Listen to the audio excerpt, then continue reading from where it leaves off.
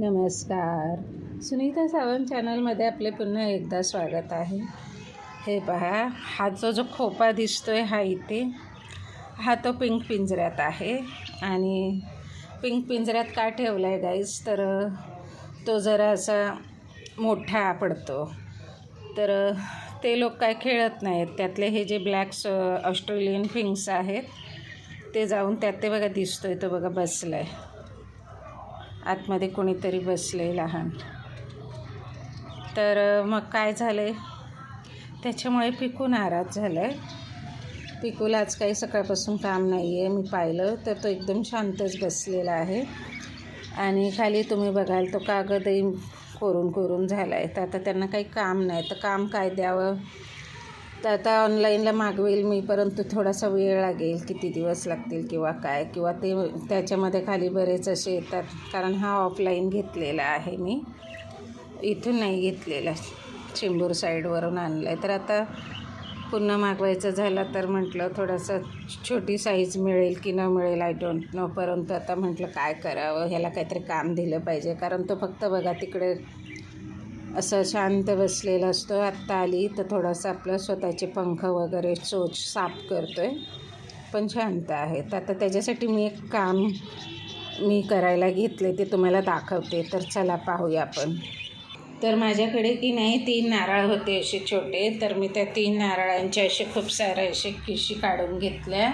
आणि तुम्हाला सांगते की त्या 3 नारळाच्या किशी काढून हे बघा मी या वाटीच्या मापानं असं हे बनवलं आहे. तर हे आधी असं बाहेरून होतं असं आतमध्ये, कारण बलून वगैरे लावून बनवतात, पण आता माझ्याकडे बलून नाही, तर मी वाटीचे असं बाहेरून हे सर्व किशी अशा लावून घेतल्या आणि धाग्यानं गोल गोल केलं. आणि नंतर वाटी काढून ठेवली. आणि मग एक साधारण हे बघा असा आकार आला आहे. तर हा तो धागा आहे आणि एवढं ते भरपूर मिळालं मला. तर असं मी स्वतः माझ्या पिकूसाठी तयार केलं.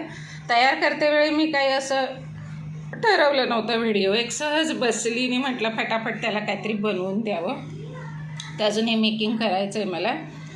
तर गाईज हे बघा, हे या कॉटनच्या पिवळ्या धाग्यानं असं मी बांधलं आणि ते गोल आकार आलेला त्याला.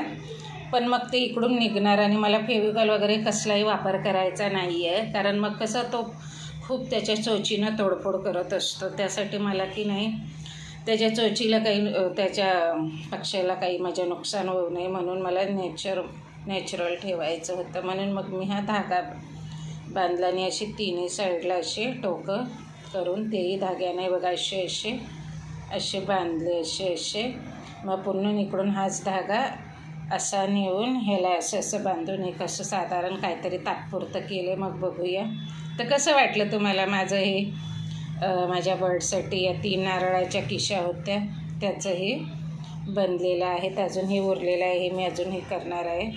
मग असं काहीतरी त्याला असं टांगून ठेवलं की तो आपला आतमध्ये जाऊन बसेल आणि हे असं कुरतडवतं.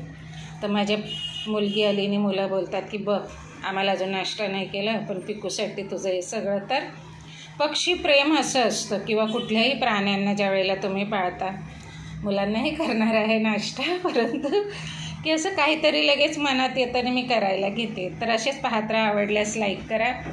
आणि हा खोपाचा कसा वाटला तुम्हाला जरूर सांगा. Thank you for watching.